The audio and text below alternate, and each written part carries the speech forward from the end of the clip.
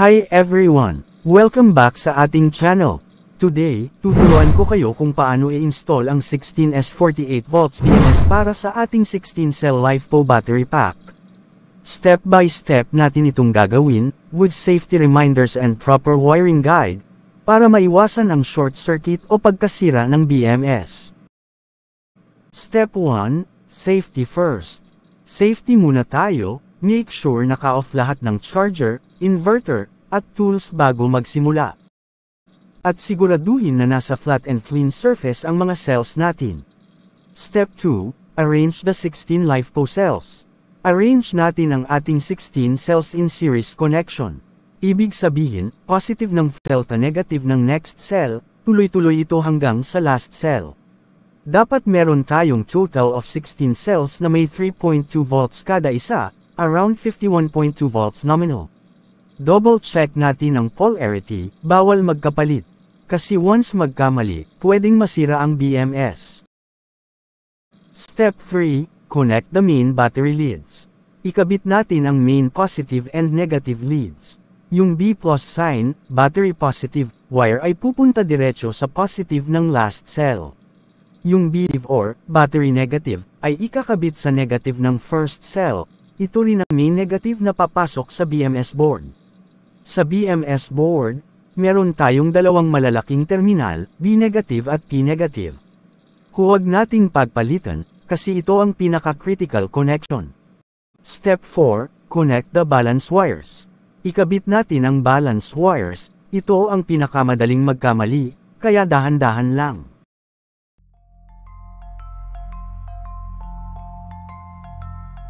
Start sa black wire, ito ang B0, at ikabit sa negative ng first cell. Yung next wire, usually red, ikabit sa positive ng first cell.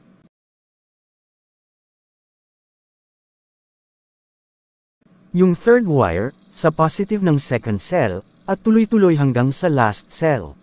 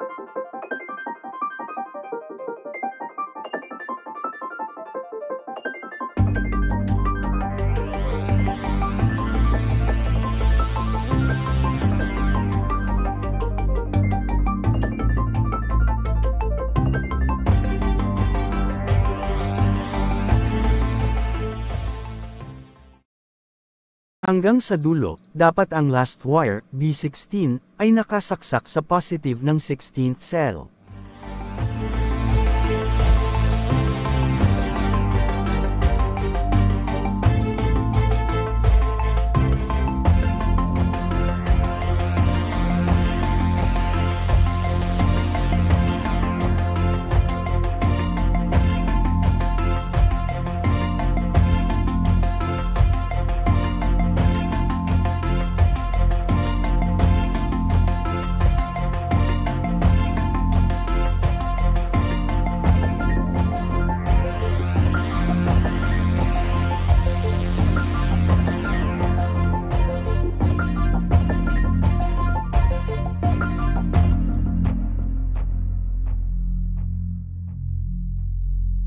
Kapag okay na, i-check ang voltage ng bawat pin gamit ang multimeter.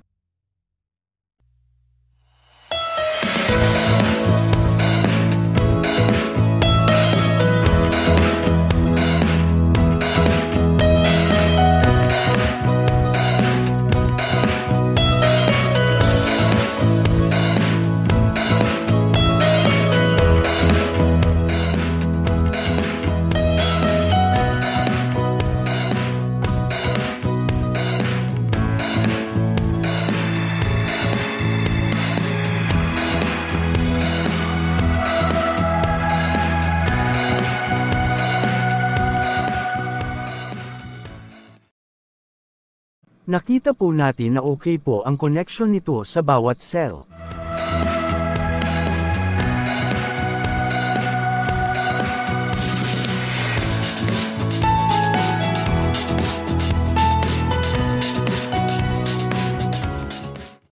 Step 5, connect BMS main wires.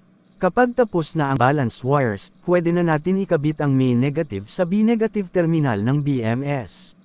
Ito yung B0 at ang B16. Tatanggalin ko muna ito dahil dito ko i-connect ang B-negative at ang positive wire ng inverter.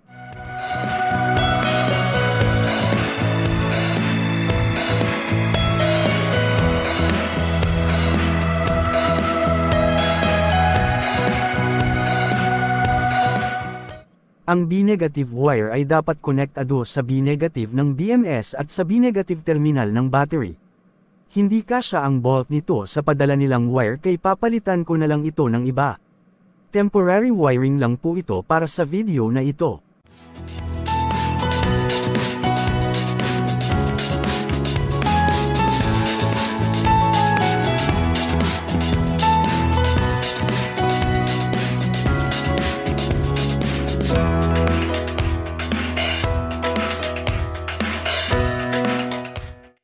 Higpitan natin ito ng maayos, pero huwag sobra para hindi masira ang terminal.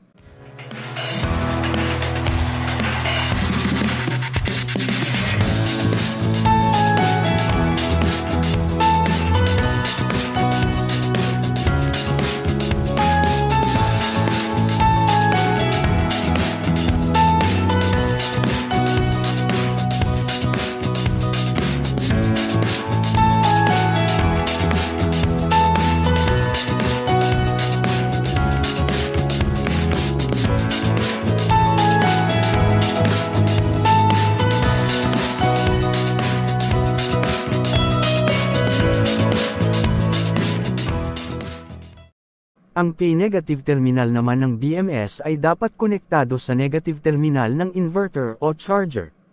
Pero siguraduhin naka-off ang inverter o ang charger bago ito isaksak. Kulang pa ako sa gamit kaya temporary lang din muna ang wiring ko dito.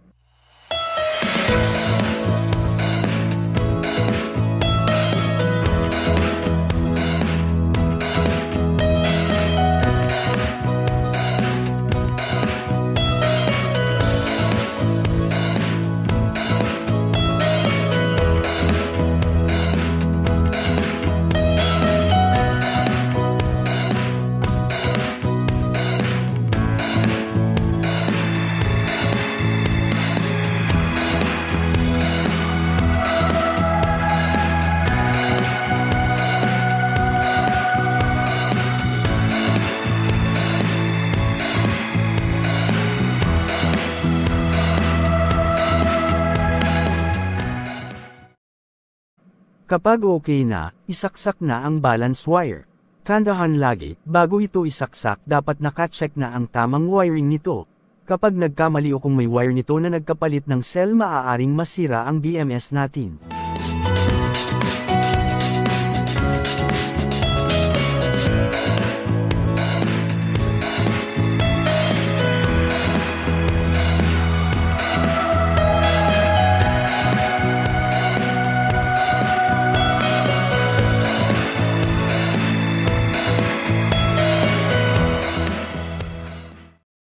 Kapag okay na, e-check ang output voltage ng battery gamit ang multimeter kung mayroon ka nito.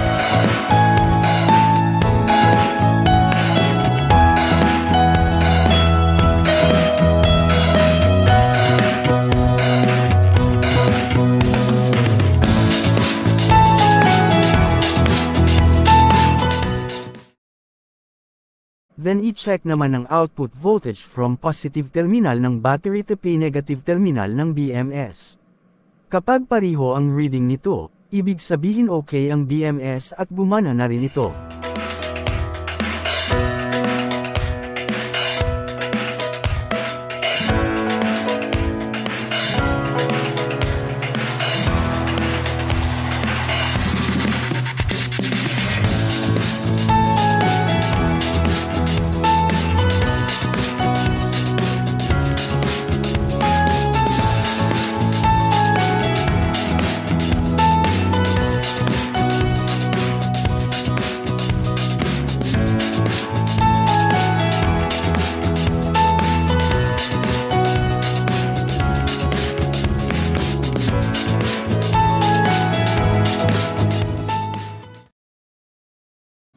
Ang positive ng inverter at charger ay diretso lang sa battery positive, na may B+ sign.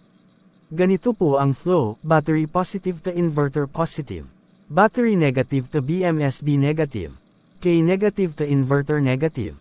So, lahat ng current ay dumadaan sa BMS para maprotektahan ang battery.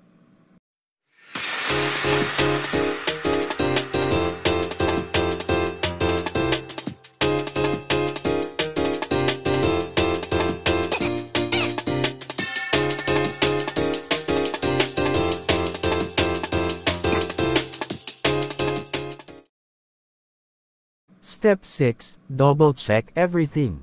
Before turning anything on, i-double-check natin lahat ng wiring, dapat walang nakaluwag na terminal at tama ang polarity ng bawat wire. Measure natin ang total voltage ng pack, dapat nasa around 51 to 53 volts kung partially charged.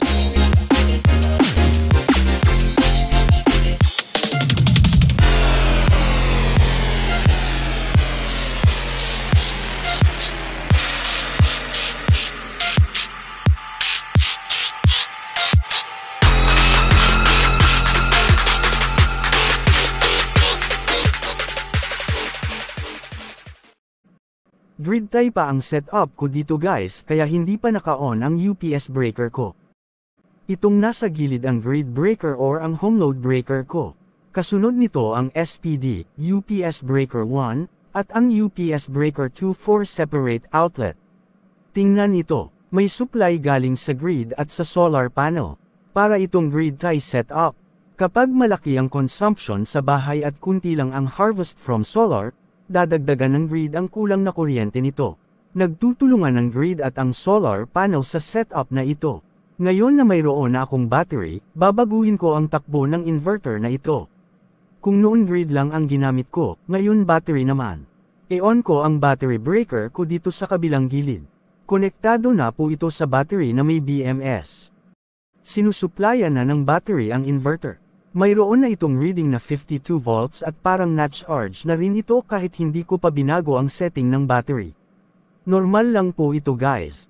Mapapansin natin na hindi pa nagsusupply ng kuryente ang battery to UPS load or to home load. Pindutin ang setting. Pindutin ang work mode setup. Sa hybrid mode, naka-check po ang limit power to home load dahil naka-grid tie pa ang setup ko. Kailangan ito dahil nasa home load po nakasaksak lahat ng mga high-powered machine ko. Sa baba nito ang PV Energy Manage. Gusto ko na uunahin ng PV ang load kaya ang first to load ang naka-check dito. Kayo na po bahala kung alin dito ang gusto mong unahin ng PV. Kung charging ang priority mo, check mo ang first to charging. Sa akin po first to load dahil gusto kong susuplayan muna ng PV ang lahat ng load sa bahay at ang sobra nito ay i-charge sa battery. Sa Battery Energy Manage, ang pipiliin ko ay battery to UPS dahil gusto ko na ang susuplayan ng battery ay ang UPS. Kapag okay na ang work mode setup, pindutin ang OK. Pindutin ang return to main screen settings. Then pindutin ang battery setup. Battery charge current, piliin ang BMS protocol. Pero hindi smart BMS ang gamit ko kaya parang wala lang ang BMS protocol na ito. Wala kasing communication port to inverter ang BMS ko. Kaya naka-disband. Sa battery type pindutin ang box sa baba. Hanapin ang LFP16 at e-check ito.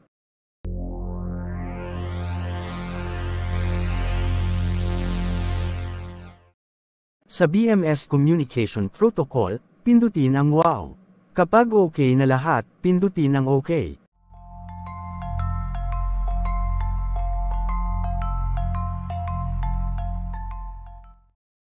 Press return to go back to main settings.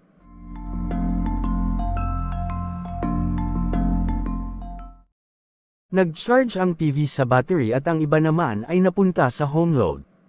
Ang nagbigay ng power sa inverter natin ay ang grid para gagana ang buong system kasi may grid naman pero kung wala nito kukunin ang supply na ito sa battery. Kung walang battery at walang grid ay sa PV o sa solar panel. Nangyari ito dahil hindi pa naka-on ang UPS breaker load at ang battery ko naman ay nakaset up sa battery to UPS. Kaka-on ko pa lang nitong battery kaya inuuna muna ng PV ang battery pero maya-maya nito uunahin na ng PV ang home load o ang UPS load depende sa kinukunan ng kuryente ng bahay. Kapag ganito ang setup ng battery, magbibigay lamang ng kuryente ang battery kapag wala ng supply galing sa grid. Ang trabaho ni battery ay backup power lang po. Pero depende ito kung sa UPS load o sa home load ito naka-backup. Kung sa UPS load ito naka-backup, gagana ang battery kapag walang grid pero kung sa home load ito naka-set up, hindi naman ito gagana. Ngayon on ko na po ang UPS breaker to load. Hindi pa nagbibigay ng kuryente si battery sa UPS load dahil may sobrang power pagaling sa PV. Sa halip inuuna muna ni PV ang load. Naka-priority pa kasi ang load bago ang gym. Kapag wala ng supply galing sa grid gaya nito, saka nagagana si battery to UPS load. Walang supply papuntang home load dahil naka-off po ang breaker nito at naka-battery to UPS load din naman ang setup. Pero sa ganitong senaryo si PV pa ang nagsusupply ng kuryente to UPS load dahil sa kunti lang naman ang consumption ko. Ang sobrang power nito ay napupunta sa battery. Hanggat may araw pa, free lahat ng kuryente na dadaloy papunta sa bahay. Kung wala ng araw, saka natutulong si battery. Ngayon on ko na po ang freezer namin, ang ref, ilaw at iba pa sa bahay. Makikita natin na sinusuplayan ng PV ang lahat ng konsumo sa bahay at ang sobra nito ay napunta sa battery. Dadagdagan ko pa ito ng heater.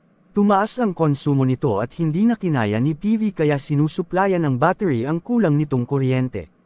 Tingnan ulit ang setup setting ko sa battery na walang BMS communication. Kung may mali paki-comment po sa baba nitong video para maitama ko para matutunan din naman ito ng iba na nagsisimulang mag-DIY tulad ko.